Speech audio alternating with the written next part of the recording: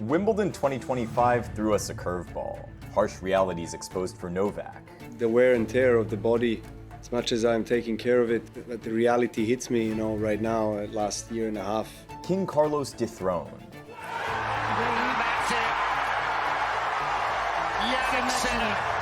And electric line call glitches. Who would have guessed this might happen? And why did it fail? Because someone accidentally switched it off during the game, and it was off for the entire game. But in the midst of it all, we witnessed some of the most epic moments in tennis. Redemption for Iga.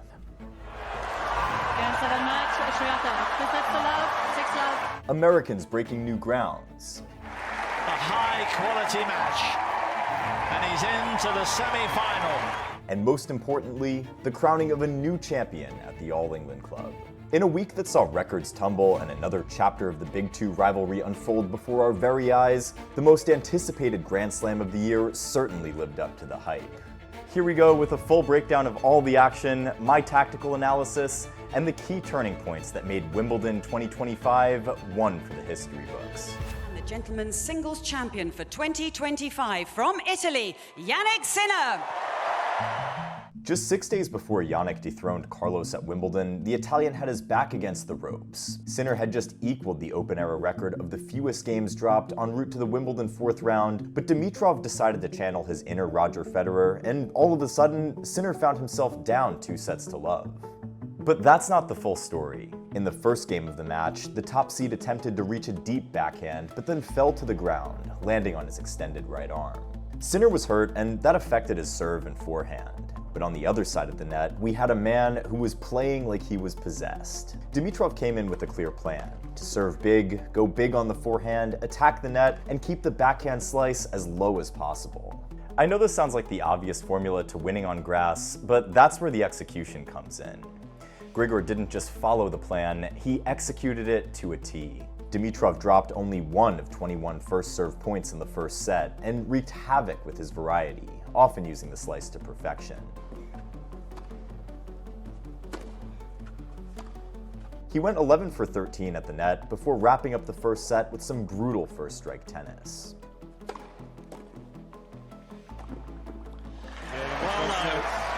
Dimitrov was cracking 140 mile/hour first serves and sometimes getting close to 135 miles/hour on his second serve. That's how big he was serving.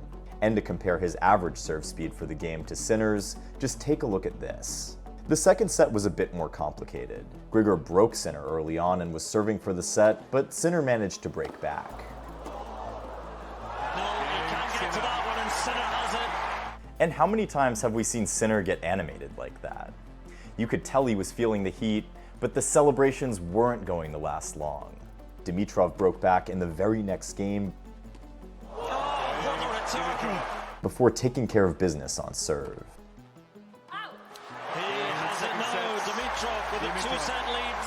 I particularly loved seeing Dimitrov block returns while standing about a meter away from the baseline. That way, he was able to not only take pace away from Sinner's serve, but also give Sinner less time to set up a +1. Some of those returns landed right at Sinner's feet, and Grigor was able to instantly turn defense into offense. On top of that, the conditions were a bit windy, and Dimitrov had made the most of the open air, which is why it sucked when they decided to close the roof. With maybe close to an hour left of daylight, the roof on center court was closed, causing a 10-minute delay that Sir Andy Murray was having none of. Knowing Sinner thrives better in more controlled conditions, you could argue that closing the roof played to his advantage. But the moment paled in comparison to what we saw when Grigor pulled his pec muscle in the fourth game of the third set. With Dimitrov serving at 1-2, lightning struck twice. Or should we say for the umpteenth time. Just like that, Dimitrov was forced to retire, a brutal end to what could have been one of the very best matches of his life. It was so bad that he even needed to hold his arm up to shake hands with the umpire. Towards the chair, and center court will... 14 aces, 36 winners in a little over 2 sets of tennis played. Call that tough luck. Dimitrov has been extremely unlucky with injuries over the course of his career, and especially at slams in recent years. At 34 years old, you honestly start to wonder just how much longer he can soldier on. But here comes the big question, and no ifs, ands, or buts here, but after reading some of your comments on the Wimbledon Week 1 recap that I posted, I couldn't help but wonder how many of you thought Grigor was actually going to take the match versus seeing Sinner come back to win in 5. We'll never know, but even Sinner said this. You know, if there would be a chance, you know, that he could play, you know, the next round, you know, he would deserve. I don't take this as a win at all. With Sinner getting a second bite at the apple, he collided with Big Ben in the quarterfinal. 10th seed Shelton had just taken down Sonego in the 4th round, a familiar opponent who he's beaten in every Grand Slam this season. As I've always said, you can consistently bank on Shelton to make it to the second week of a slam. However, what you can't bet on is whether he's able to continuously beat any of Sinner, Alcaraz, or even Novak. Sinner came through Shelton in straights, and for the most part, the match played out in a familiar pattern. A straight sets win with one close set, ending in a tiebreak, which Sinner always wins. With Sinner compromised by the elbow discomfort and Ben playing much better from the back of the court over the past few months, this quarterfinal was supposed to be on a knife's edge. But it didn't quite play out that way. Sinner played close to perfect in the first set, coming from a mini breakdown to seize the tiebreak 7-2. Sinner barely missed forehands from offensive or neutral positions, and he wasn't decelerating on the ground strokes like he did against Grigor. At the same time, Jannik was taking time away and rushing Shelton on his forehand. Shelton's serve helped him stay competitive for the most part, but it wasn't enough because of Sinner's impressive returning. Serving to stay in the second set at 4-5, Shelton was up 30 love. However, Sinner made the most of Ben's weakness on the backhand. First, it was a poor shot selection with the slice backhand here. Followed by another Sinner winner off the forehand, and then 2 backhand errors from Ben.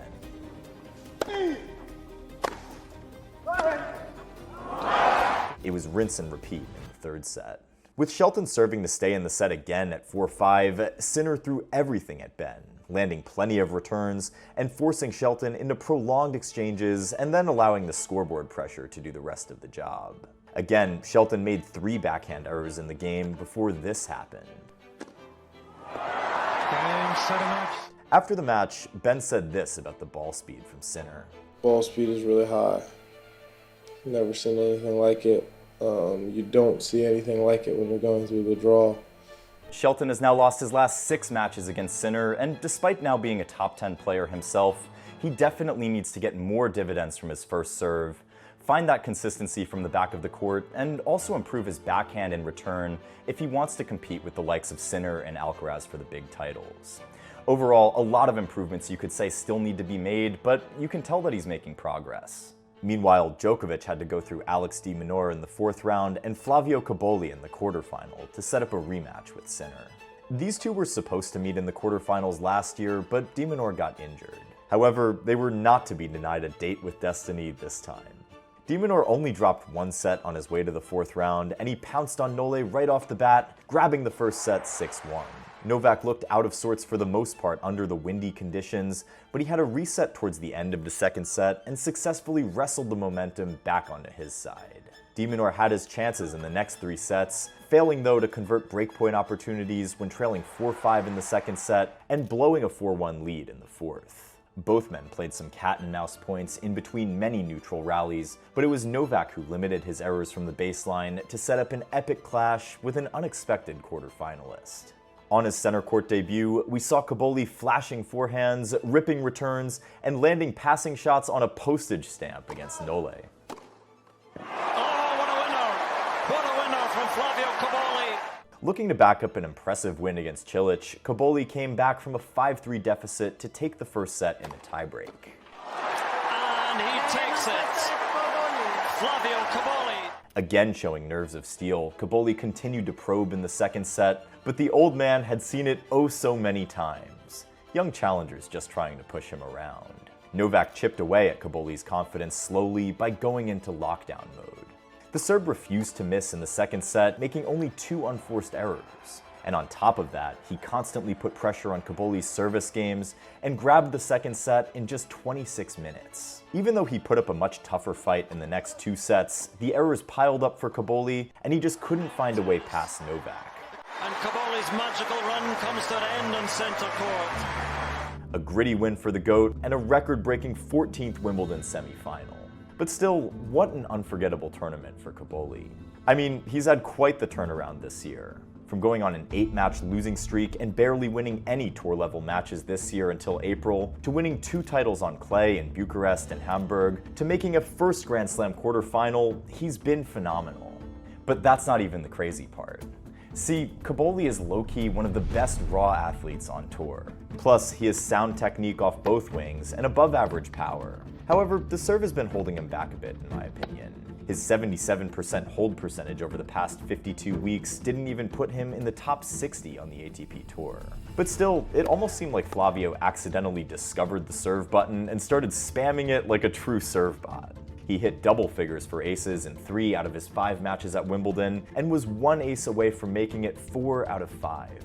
I had the chance to hang out with him for a bit in Eastbourne, and while we were mostly filming just short-form videos that you should totally check out on our Instagram, what jumped out to me was his work ethic and his focus during practices. This guy, despite being a total jokester and just a really fun guy off the court, you could tell that whenever he was stepping up to the line to serve, even in practice, he was just totally locked in. We've seen something similar with a few players in the past, where players who sometimes struggle with serve placement level up a bit on grass. Still, it takes nothing away from the fact that Cobolli really outdid himself at Wimbledon. From beating Mensik in straights, to taking down Cilic in 4 sets, to pushing Novak to 4 sets in the quarterfinal, Cobolli is definitely going to be a top 10 player at some point. He has the versatility, forehand, net game, and all the intangibles. But in the meantime, on the opposite half of the draw, we had 2 men who were totally on a mission. The defending champion Carlos Alcaraz was in no mood to give away any sets when he faced the home favorite Cam Norrie in the quarterfinal. Alcaraz saved all 5 breakpoints he faced during the match and dominated Norrie from the back of the court. But he didn't stop at that. Alcaraz unleashed the entire variety in his arsenal, going 14 for 16 on serve and volleying, utilizing the drop shots, and adding that sudden injection of pace into rallies. It was a masterclass from Alcaraz, to say the least. Now 2 matches from completing the Wimbledon hat trick, Alcaraz's next test was a new and improved version of Taylor Fritz. Here's the thing about Fritz. He's super self-aware. He knows about his limitations and also studies opponents very well. Fritz came into Wimbledon knowing that this could very well be his best chance to win a major. To be fair, I think on grass is probably, even though he's such an incredible grass court player, it's probably fast is my best opportunity with Carlos. I think once the court gets slow to where I can't hurt him, it's going to be really tough. But first, he needed to fight his demons. Those painful quarterfinal defeats at Wimbledon in 2022 against Nadal, and last year against Musetti have certainly left Taylor with some scar tissue. But this time, he battled past Khachanov in the quarterfinal. Throughout his career, Khachanov has made a living out of second-week appearances at majors. Also, leading his head-to-head with Fritz 2-0, Khachanov was looking to spoil the party. An early break for Fritz, however, proved decisive in the first set. And shortly after, Fritz doubled the advantage to go up 2 sets to love without facing a single break point the entire time. But then, something crazy happened. Fritz went from putting in 79% of first serves in the first set to just 38% of first serves in the third. It was one of the biggest drops of level you'll ever see. Not being able to win any free points off the serve, Khachanov then absolutely dismantled Fritz in the third set and also got the early break in the fourth. But then Fritz must have reminded himself that he's the 4th best player in the world, and he then broke back to take the set and the match in a tiebreak. The semis between Fritz and Alcaraz was a real battle on a sun-baked center court, but a sense of inevitability ran through my mind. Alcaraz's serve caught fire, and he only dropped 4 points on serve the entire first set. He played with some deadly precision behind the first serve, too. First with drop volleys, then with deft drop shots, and then huge forehands to dictate play from the baseline. Fritz, however, to his credit, made the match a dogfight in the second set.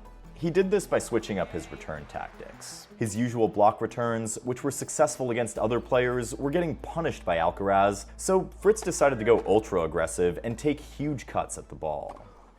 Wow, that is a superb return of serve. The quality of Alcaraz's serve then went up further in the third set, and this time, Alcaraz only dropped 1 point on serve all set and was having much easier holds. He used plenty of body serves, leaving Fritz jammed on the return many times. Carlos also broke twice to take the third set 6-3. But Fritz came to compete. How about that? Both players traded blows from the baseline as they then went into a tiebreak. Alcaraz raced to a 4-1 lead, but Fritz reeled off 5 points in a row to hold 2 set points.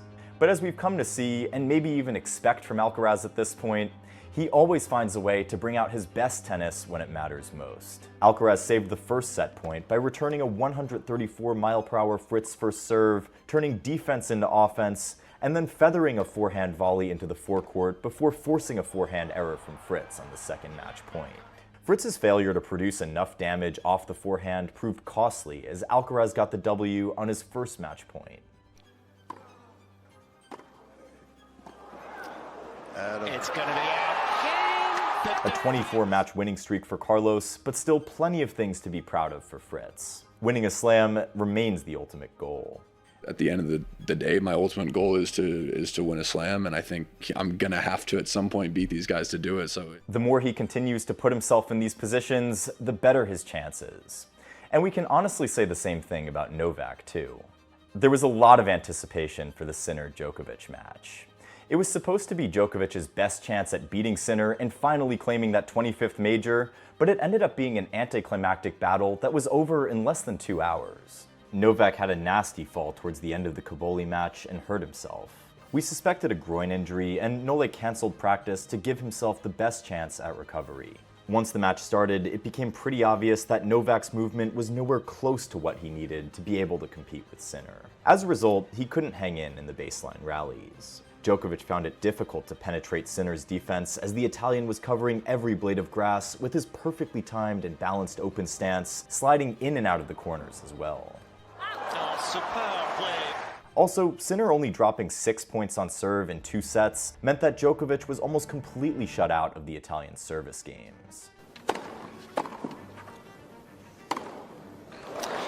Sinner applied so much pressure on the Joker's second serve and consistently stole time away from Novak, suffocating the 38-year-old with punishing shots off both wings. Novak, meanwhile, was missing forehands at an alarming rate.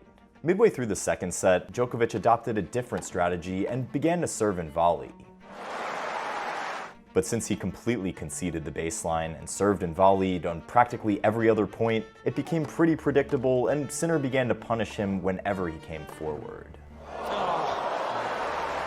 Down 2 sets, with barely over an hour of tennis played, Djokovic received a medical timeout for his left leg and inner thigh. A brief drop in intensity from Sinner allowed Novak to build up a 3-love lead in set 3, but then the Serbian's legs had had enough. The movement got worse, and Sinner was able to pull back to take the set 6-4 and the match. You could see the despair and weariness in Novak's body language, especially on the last point. Djokovic leaves the court empty. A tough pill to swallow, and a failure to make the Wimbledon final for the first time since 2017. I guess you could say that Father Time remains undefeated, but for Novak, his chances at winning a slam are only going to get slimmer as he ages. In fact, just from watching him over the past 2 years, I could say that he hasn't looked 100% at the end of any slam he's played in.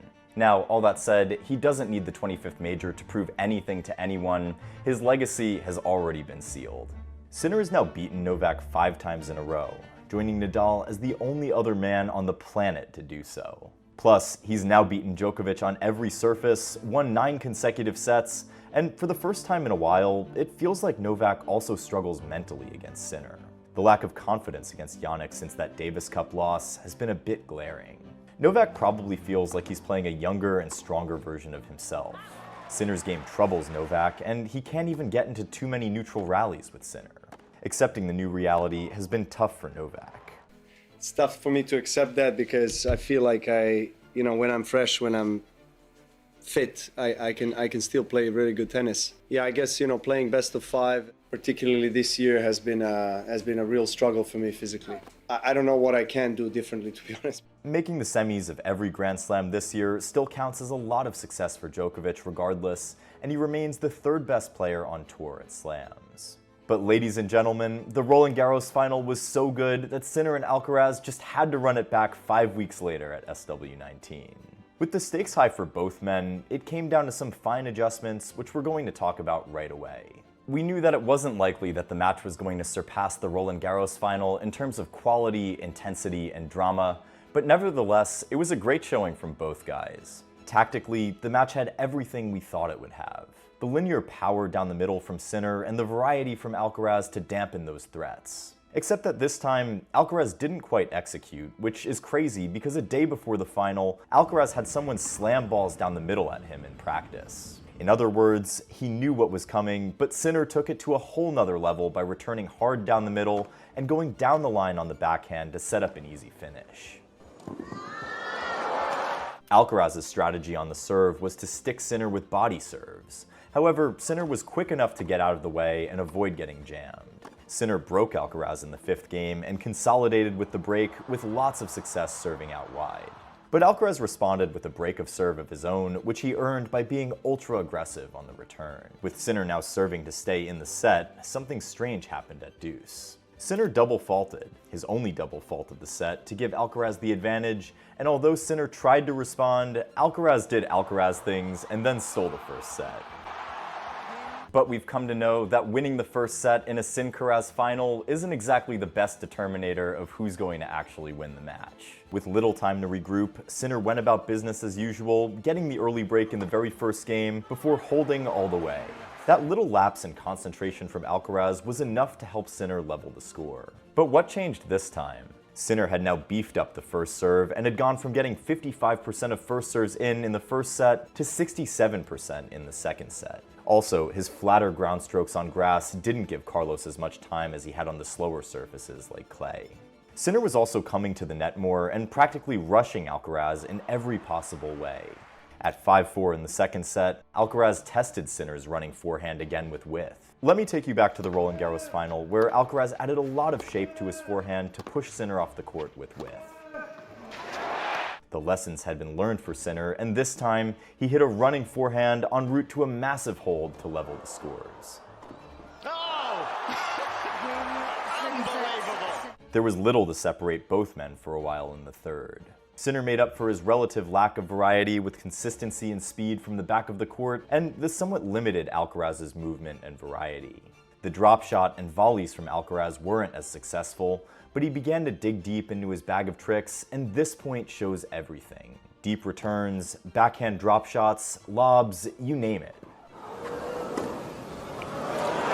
Sinner was also serving better and better as the match went on, with 7 aces in the third set alone, as opposed to 0 aces in the first 2 sets combined. Meanwhile, Alcaraz started to show some negative body language. The smile on his face was gone, and it seemed like he wasn't enjoying himself on the court as usual. Sinner got the break after this slip from Alcaraz.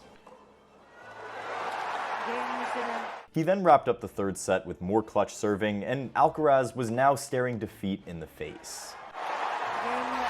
See, Sinner wasn't passive under pressure in clutch moments at Roland Garros. However, some folks thought he could have elevated his level in some of the most important points. There were no questions this time, though. Sinner played fearless tennis when it mattered most. Jannik broke Carlos at 1-1 in the third game of the fourth set via a flurry of backhand down-the-line winners. He hit 3 consecutive backhands for down-the-line winners, and the best of the bunch, this right here. Now on the home stretch, Sinner held for a 3-1 lead. Another key moment came with Sinner serving up a break at 4-3, where Alcaraz opened up a 15-40 break opportunity. But Sinner saved both break points emphatically. First, with a 110-mile-per-hour wide serve to the forehand of Alcaraz that he missed, and the second via an Alcaraz forehand error. I should also mention that Sinner went to the net 40 times throughout the match, compared to Alcaraz's 23 times. Seeing Sinner at the net almost double the amount of times that of Alcaraz wasn't something that I thought I'd ever see. And look at the ferocious hitting from Sinner in this game at 5-3 in the fourth. Alcaraz not making enough first serves, coupled with the second serve return of Sinner, was a crucial talking point all match. Alcaraz could have some regrets, however. He and Sinner both came into the final putting 63% of their first serves in play. Sinner essentially maintained that on Sunday, finishing at 62% for the final, but Alcaraz slipped to 53%. That allowed Sinner too many chances to do just what he does best, which is return second serves, and he won nearly half of those points. Sinner served for the championship, hitting probably his fastest serve of the match on match point at 137 miles per hour to close out and end Carlos's 20-match win streak at SW19. Redemption, relief, and revenge for Jannik. He didn't let the Roland Garros final or the fact that he lost his last 5 clashes to Alcaraz haunt him. What a way to rebound. The first Italian man to win Wimbledon, the first man to beat Alcaraz in a Grand Slam final, and a first win over Carlos since 2023, and a 4th major title for Jannik. Jannik Sinner is inevitable, and if he wins the US Open, where he's already the favorite, we could be talking about how he was 1 point away from winning the calendar Grand Slam. But that's taking away the pressure he would have felt if he had won the first 3 majors.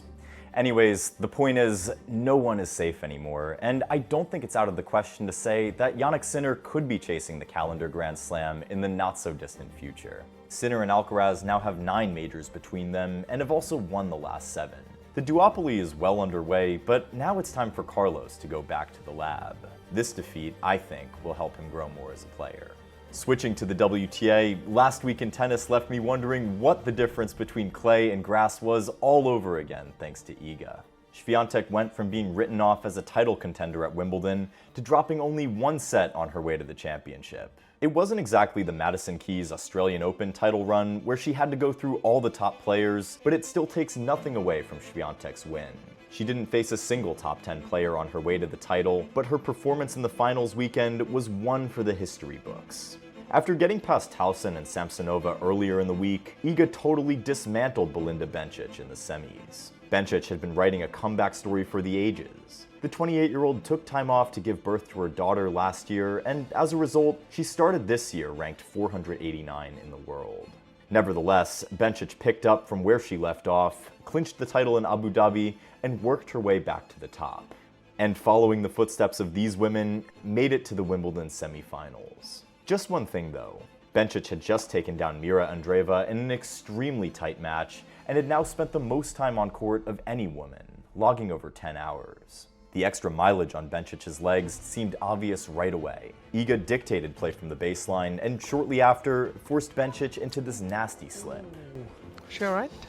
Luckily, Bencic was okay to continue, but Iga's smothering style of play and the tempo she brought proved to be a challenge.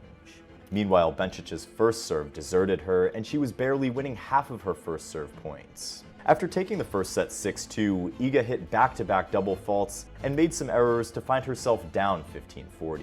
However, Bencic failed to seize the moment, and it was Iga who steadied the ship and raised her level to dish out a bagel in the second. Iga charges into the final.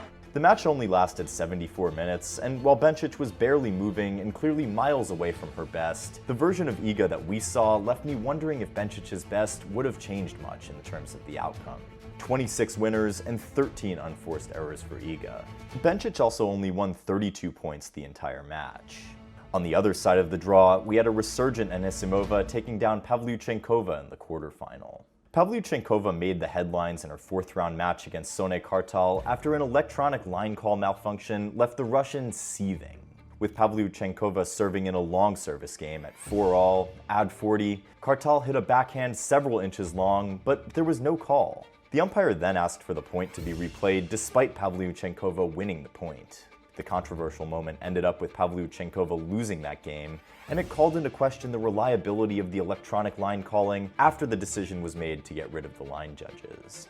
Plus, many felt that the chair umpire should have intervened and made a call on the situation. It gets even weirder when 5 hours later, Wimbledon finally explained the incident. I've seen players past and present echo pro-line judge sentiments and how the line judges are part of the tradition of the sport and part of the broader tennis family. Line judges have also made mistakes in the past, and in a sport where true perfection is unattainable, are we kind of just arguing about nothing by debating the merits of line judges versus automated line calling? Let me know your thoughts in the comments. Anyway, back to the semis. Anisimova took down Sabalenka in the semis, and at this point, it's safe to say that Sabalenka now has an American problem, having lost to 3 different Americans at Grand Slams this year. Anisimova has now beaten Sabalenka on all surfaces and actually leads their head-to-head 6-3. The reason Amanda is such a matchup problem for Sabalenka is the fact that she can match her firepower from the back of the court. Obviously, Sabalenka still does other things better than Anisimova, but the fact that Amanda is able to hang with her from the baseline makes this matchup super interesting to watch. The match had both players making lots of errors, 79 between both of them to be exact. However, the match was less about the mistakes and more about seizing the moments to tip the scale in their favor. At 5-4 in the first set, Anisimova stepped up to take the game to Sabalenka. Forcing deuce with powerful returns, Anisimova moved further into the court, forcing an error with a huge backhand before Sabalenka blinked with a double fault to give Amanda the set. Sabalenka, although struggling, showed up in the big moments to take the second set. Wild swings in momentum followed in the third set, with both players breaking each other multiple times in the decider. Up 5-3, Anisimova had the chance to serve for the match, but got broken by Sabalenka. But here's the crazy part. Anisimova never lost her composure. She raced to a 40-love lead before booking her ticket to the final on her fourth match point. In doing so, she became the youngest American woman to reach the Wimbledon singles final since Serena Williams in 2004. And for the first time in a decade, we had an American playing in 4 consecutive Grand Slam finals. History was on the line for both players, who had never faced each other before now. But all that pressure must have gotten to Anisimova because the final was a no-show from her. It's tough to analyze a 6-love, 6-love scoreline. I mean, Anisimova only won 5 points on her first serve the entire match and 8 points on the second serve.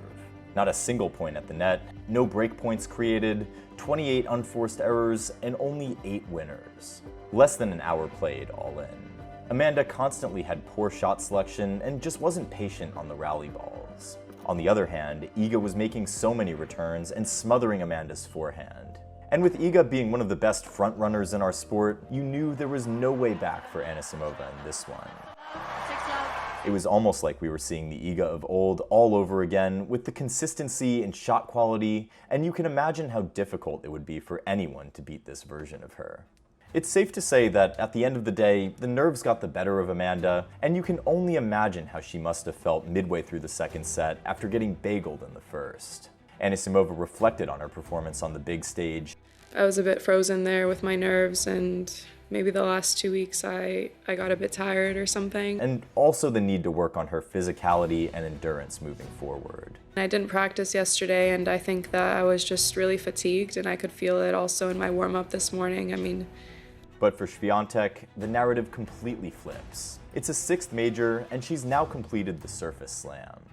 On a surface where she had the most doubts and had her abilities questioned, she not only won the tournament, but also gave an emphatic response.